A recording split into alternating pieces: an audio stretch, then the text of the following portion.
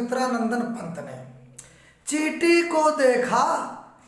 को देखा वह सरल विरल काली रेखा, तम के तागे सी जो हिलडुल चलती लघुपद पल पल मिलजुल, वह है पिपीलिका पाती और देखो ना किस भांति, काम करती वह संतत कनकन कनके चुनती अविरत, गाय चराती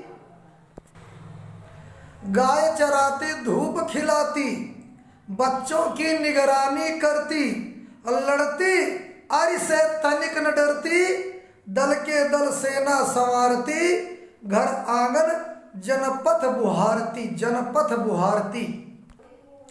तो देखिए यहाँ पर तम माने क्या होता है? तम माने अंधेरा। जो विरल माने होता है पतली, जो घनी ना हो। विरल माने पतली चीज कोई हो जो घनी ना हो। अलग माने छोटा, पिपीलिका माने चींटी, कण माने कण, अरि माने दुश्मन, बुहारती माने साफ करती, है ना। और श्रमजीवी माने श्रमिक।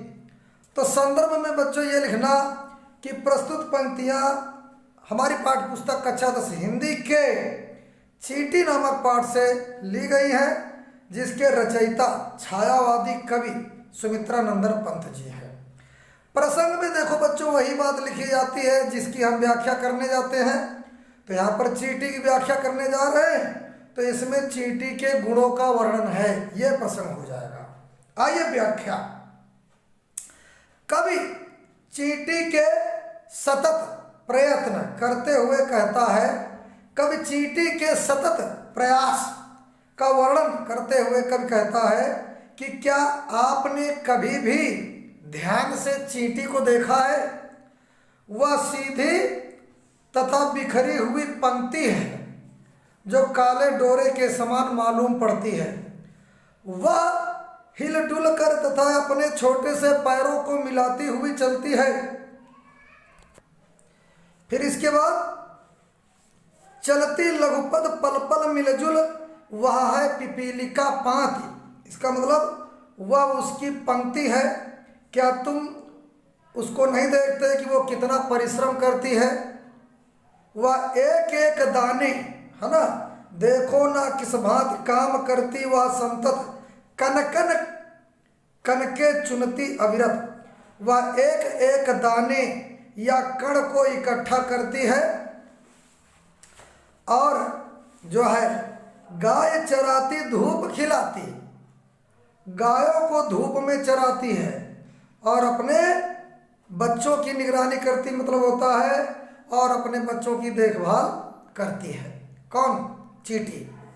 लड़ती अरि से तनिक न डरती, अरि माने दुश्मन, और अपने दुश्मन से जरा भी नहीं डरती है, और उससे किससे? दुश्मन से लड़ती है, अरि माने दुश्मन। दल के दल सेना संवारती, तथा अपनी सेना के दलों को सजाती है, और घर आंगन जनपद बुहारती, और समय पर अपने घर आंगन तथा जाने के रास्ते को साफ कर देती है। कौन? चींटी।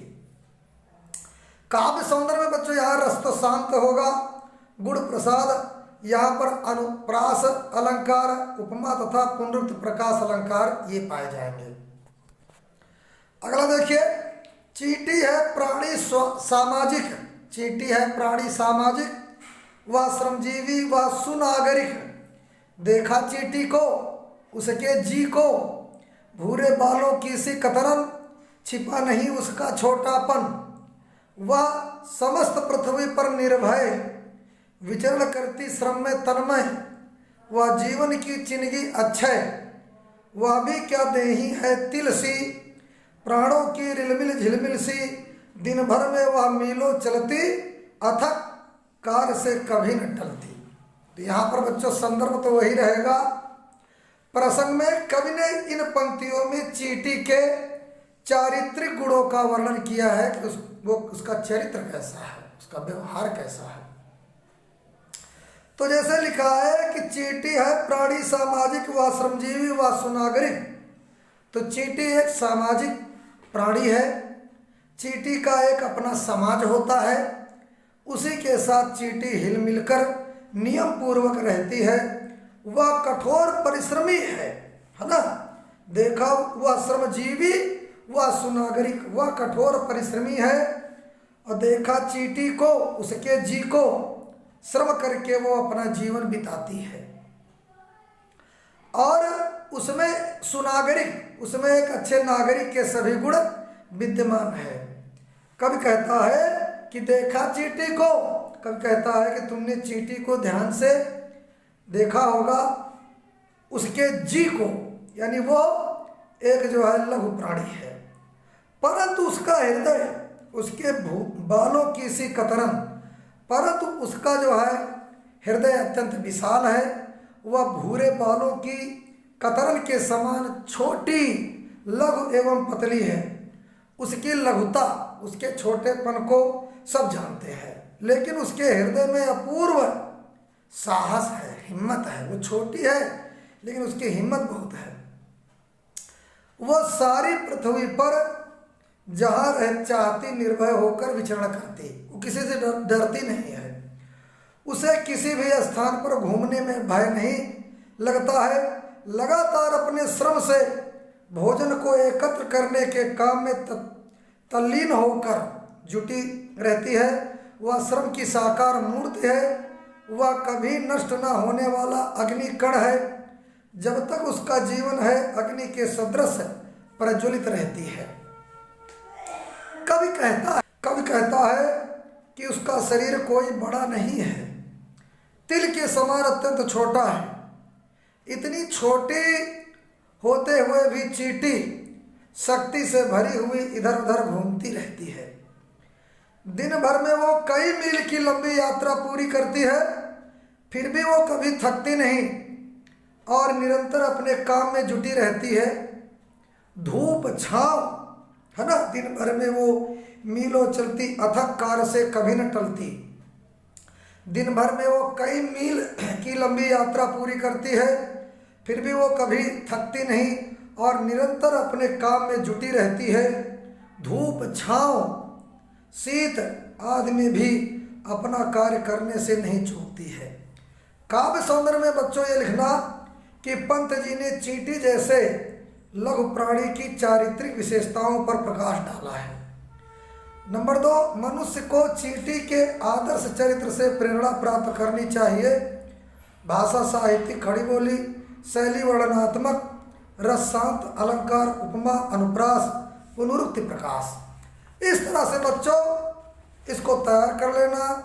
और छायावादी कवि सुमित्रानंद पंत ने यहाँ पर बहुत अच्छा चींटी के विषय में वर्णन किया है।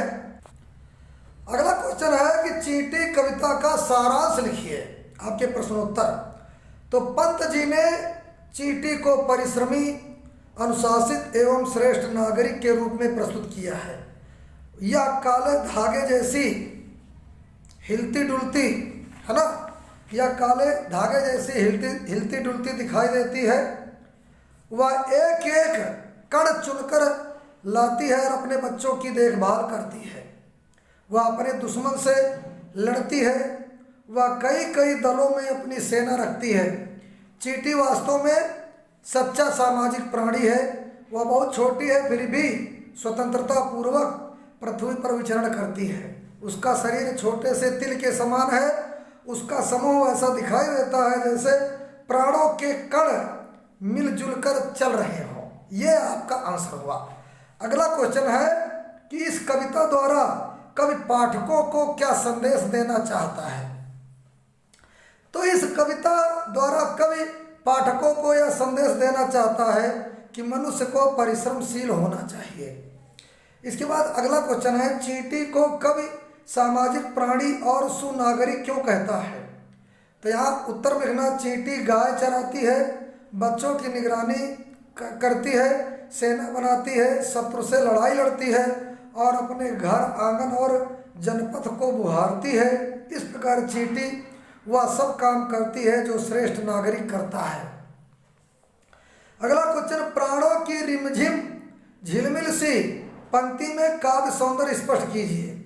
तो यहाँ पर बच्चों उत्तर में लिखना कि भाषा साहित्य खड़ी बोली, शैली वर्णनात्मक है, रसांत रस है, अलंकार यहाँ उपमा है। धन्यवाद बच्चों। वीडियो को लाइक, सब्सक्राइब और कमेंट करो और अन्य बच्चों को शेयर कर दो जिससे उनकी हिंदी मजबूत हो। अगली नोटिफिकेशन पाने के लिए आप सब्सक्राइब करिए जिससे आपके हिंदी में पेपर अच्छे आए। धन्यवाद।